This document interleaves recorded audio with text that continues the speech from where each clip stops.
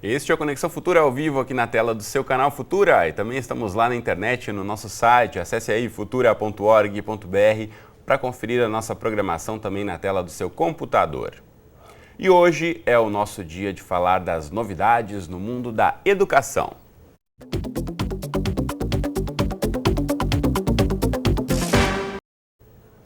Pois é, o Brasil registrou 7 milhões e 300 mil estudantes matriculados em cursos de graduação no ensino superior, segundo dados do Censo da Educação Superior 2013, divulgados pelo Instituto Nacional de Estudos e Pesquisas Educacionais Anísio Teixeira, o INEP. Nas últimas décadas, o aumento no número de brasileiros que chegaram ao ensino superior veio acompanhado de uma série de novidades no currículo, na interatividade e também no uso de tecnologia. Para permanecerem relevantes e estimulantes para os futuros profissionais e também para o mercado de trabalho, claro que as universidades e os cursos de graduação têm o desafio de inovar constantemente. E esse é o assunto do nosso programa de hoje. Então, para essa conversa, recebemos aqui no estúdio, ao meu lado está o Eduardo Descenzi Zancu. Ele é professor do Departamento de Engenharia de Produção da Escola Politécnica da Universidade de São Paulo. E também conosco está o Vinícius Lix, ele é coordenador da graduação em Engenharia Mecatrônica do INSPER. E logo mais a gente fala também com a nossa parceira Tatiana Klix, que é jornalista do Porvir. E você em casa, como sempre, também é nosso convidado, então aproveite aí para tirar todas as suas dúvidas. Participe dessa conversa mandando mensagens, comentários e opiniões para a gente nas redes sociais. Você já sabe que tem 2 canais diretos de comunicação conosco. O primeiro deles eu mostro para você na tela aí o facebook.com/canal Futura Oficial, onde você encontra aqui esse post que você pode curtir, comentar, compartilhar e deixar registrada aqui a sua questão. Também na internet, aproveite para mandar tweets para a gente marcando @Canal Futura. Ou ainda pegue o bom e velho telefone e ligue 0 operadora 21 2273 5020 de qualquer parte do Brasil. Enquanto você manda o seu recado, eu dou as boas-vindas aqui aos nossos entrevistados. Eduardo, Vinícius, bem-vindos à Conexão. Tudo bem com vocês? Tudo bem, certo? obrigado. Tudo bem, obrigado pelo convite. Muito bom. Quero começar ouvindo do Vinícius, está aqui com a gente. Eu falei mais de 7 milhões de brasileiros matriculados no último ano no ensino superior. Isso a gente analisando aí ao longo das décadas, só tem crescido, né, o número de brasileiros conseguindo chegar até uma graduação. De que forma você, que está no meio acadêmico, formado, também acompanha, de que forma as universidades e os cursos têm se adaptado, têm tentado aí inovar e acompanhar o que acontece no mercado para estar atraente para esse pessoal todo que tem ingressado no curso superior? De fato, Cristiano, em primeiro lugar, obrigado pelo convite.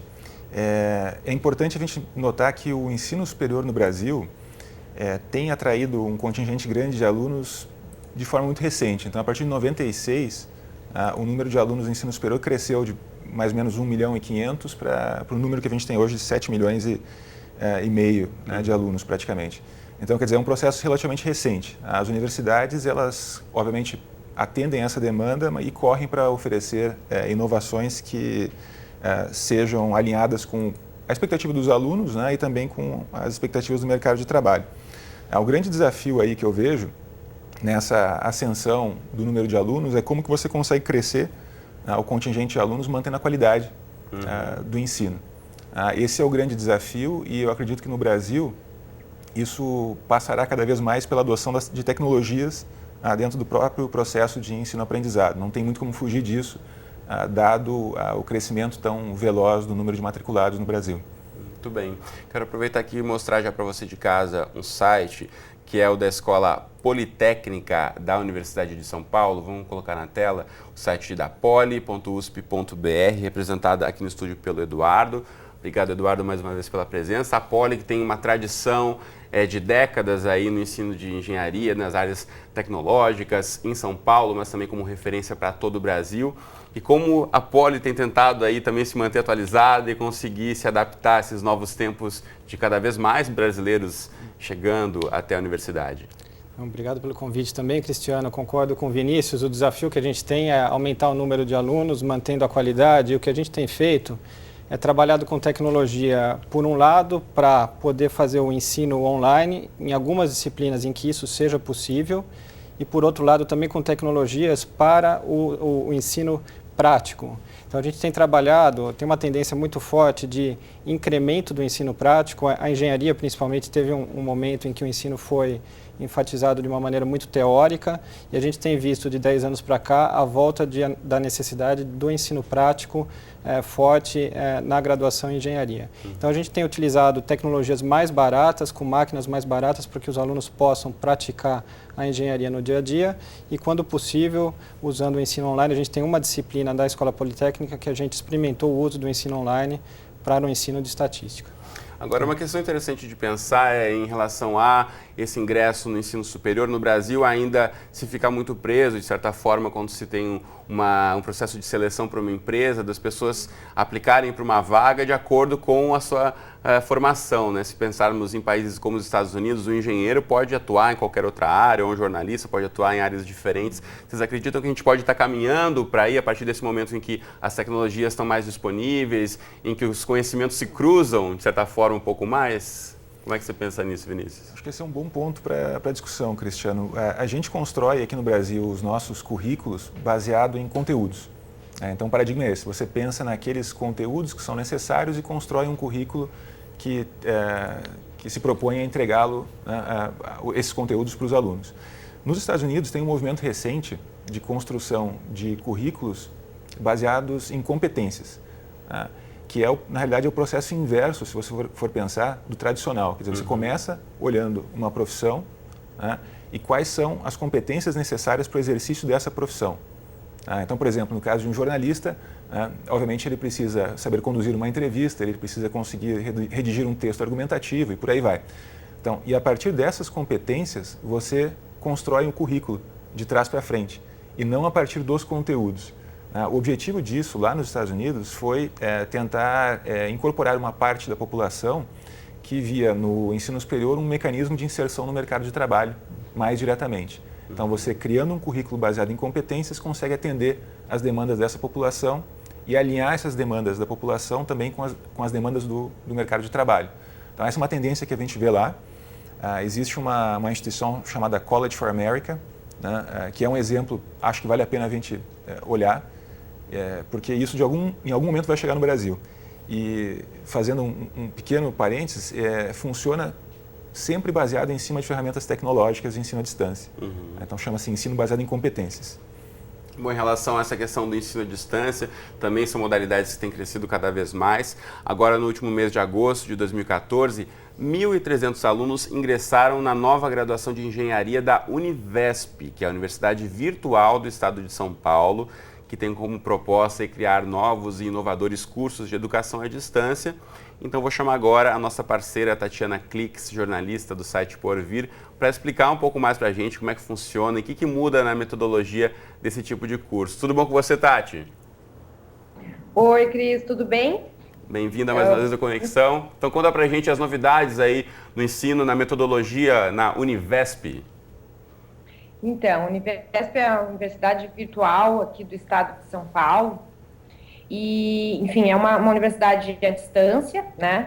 Mas ela foge um pouquinho do modelo da maioria das universidades à distância no Brasil, que acabam sendo uma transmissão do que acontece nas universidades presenciais, tradicionais, só o modelo à distância, né? Enfim, tem videoaulas e tem prova, e tem exercício e tal. E a Univesp, ela tenta mesclar algumas coisas. Então, tem uma parte que é feita por videoaulas, em que os alunos adquirem um conhecimento acadêmico, cognitivo, né?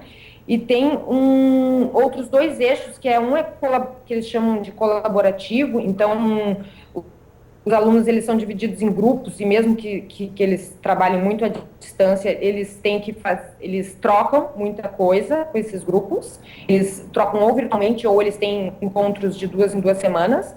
E com esses grupos, eles têm que desenvolver projetos para resolver problemas reais, relacionados, obviamente, ao que eles estão estudando, né, ao que eles estão aprendendo teoricamente. Então, ela tenta e se propõe a ser um modelo inovador nesse sentido, que ela mescla o virtual com o presencial, com mão na massa, né, desenvolvendo projetos, com o colaborativo, trabalhando em grupos.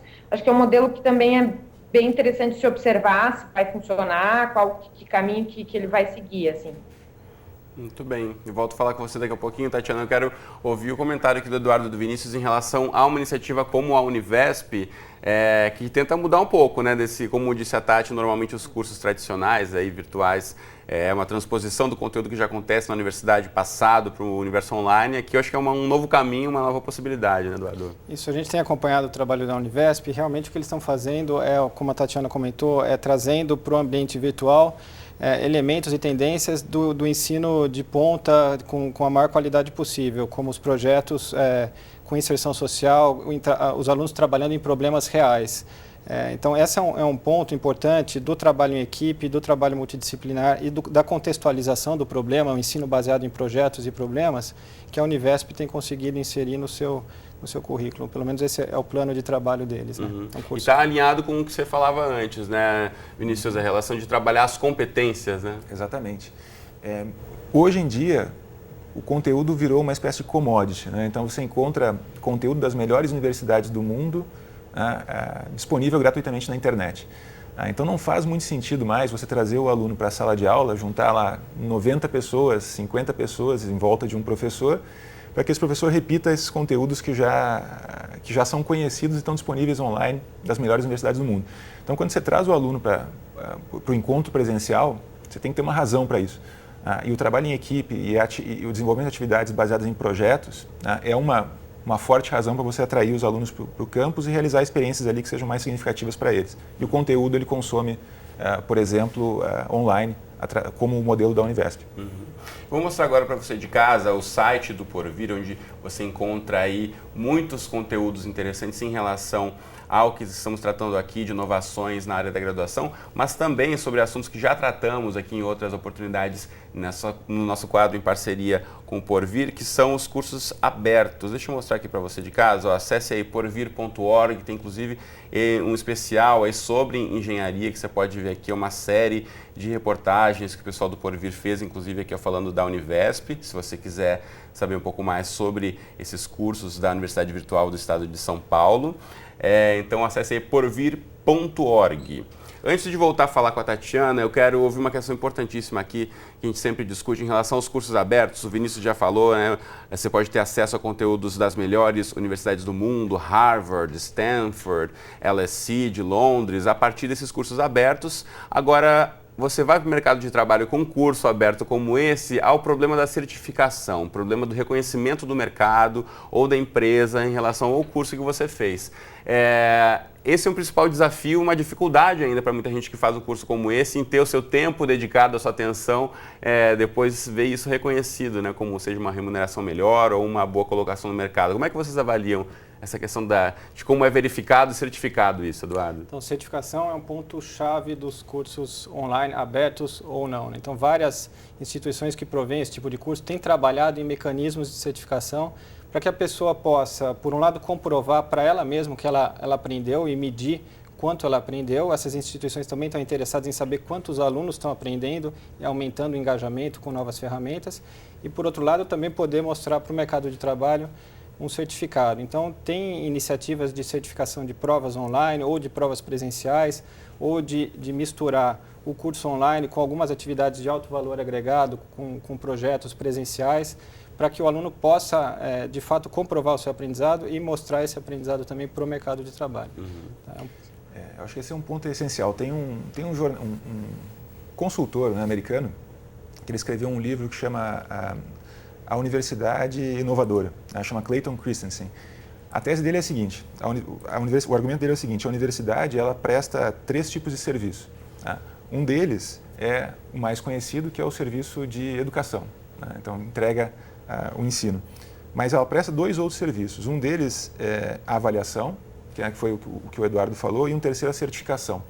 Hoje a universidade, toda a universidade, inclusive as universidades online, prestam esses 3 tipos de serviço.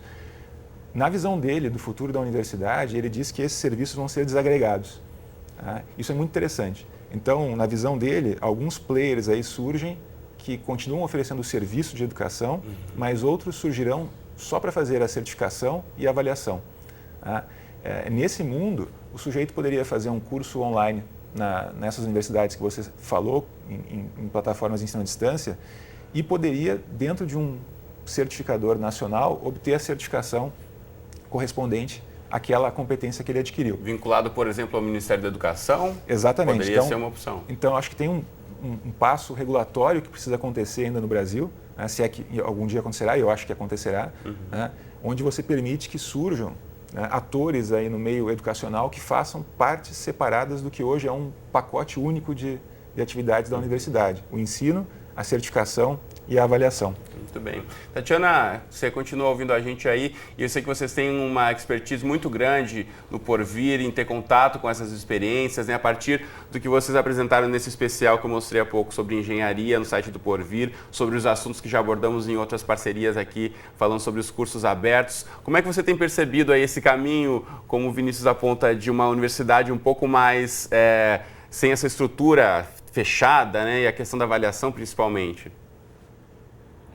Eu enxergo que assim, ela não é um caminho sem volta, realmente, porque o que a gente percebe é que o aluno cada vez, enfim, ele quer mais aprender para botar em prática, para trabalhar, para construir a sua vida, né, para construir seus caminhos.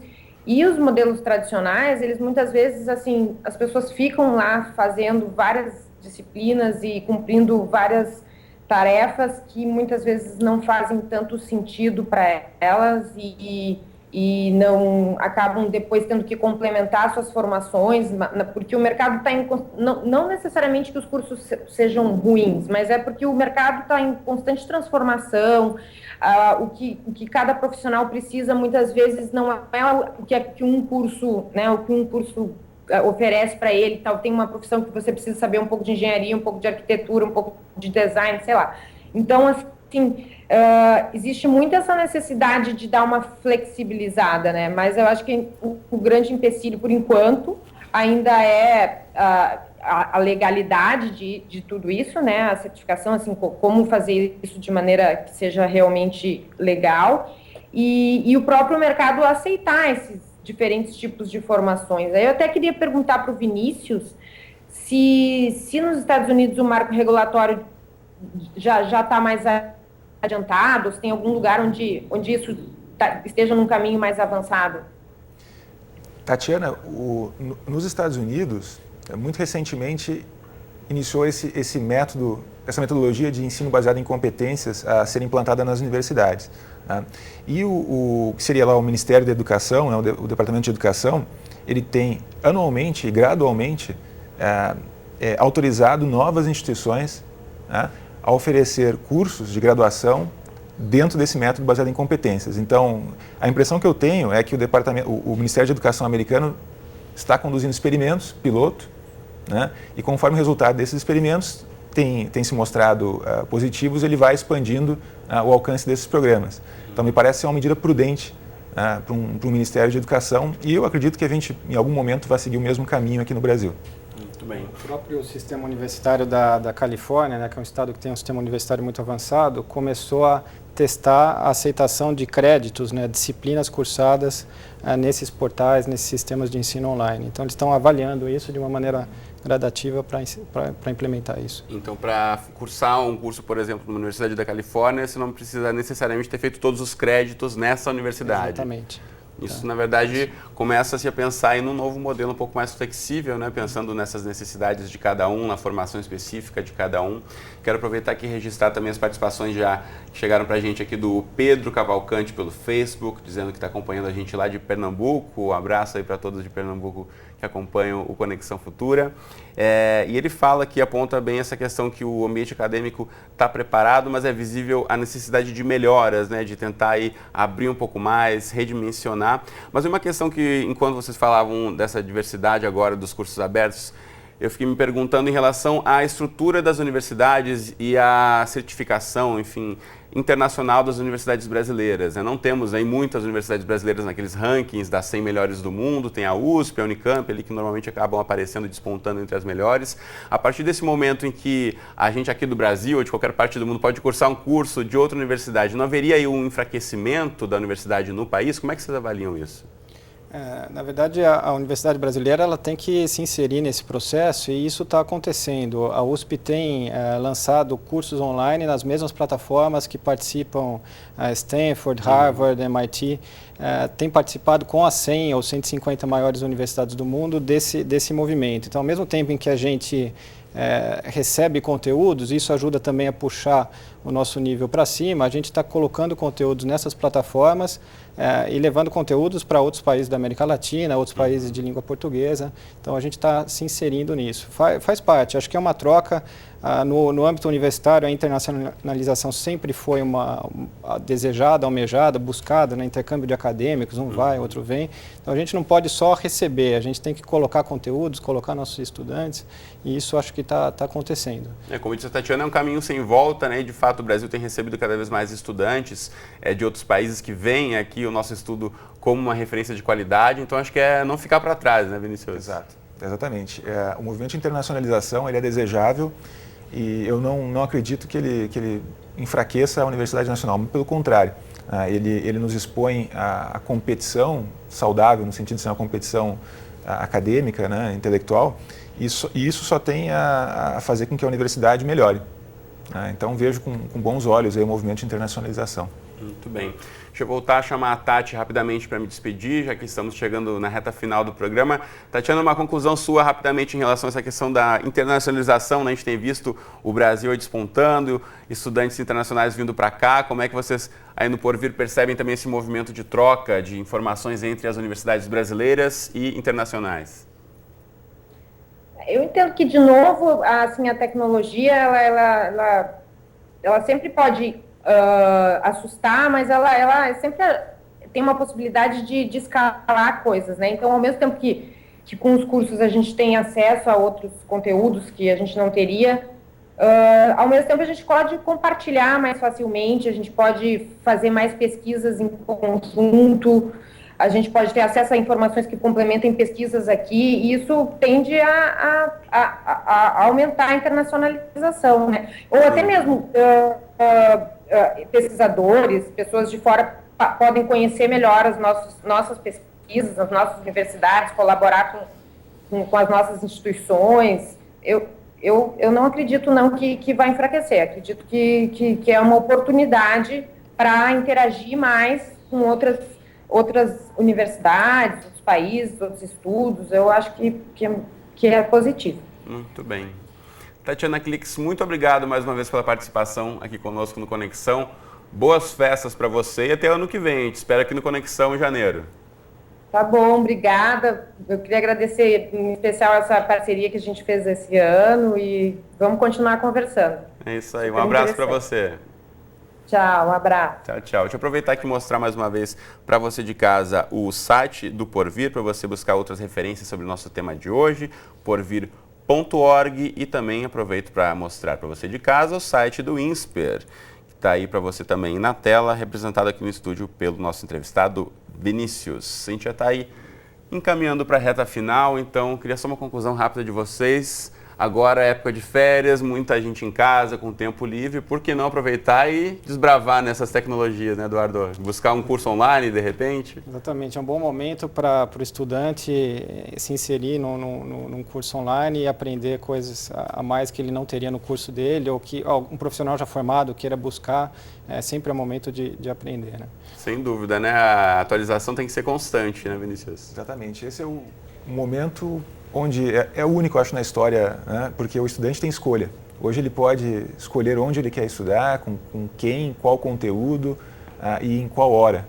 Então é um momento único de opção dos estudantes, eles devem aproveitar isso. Muito bem.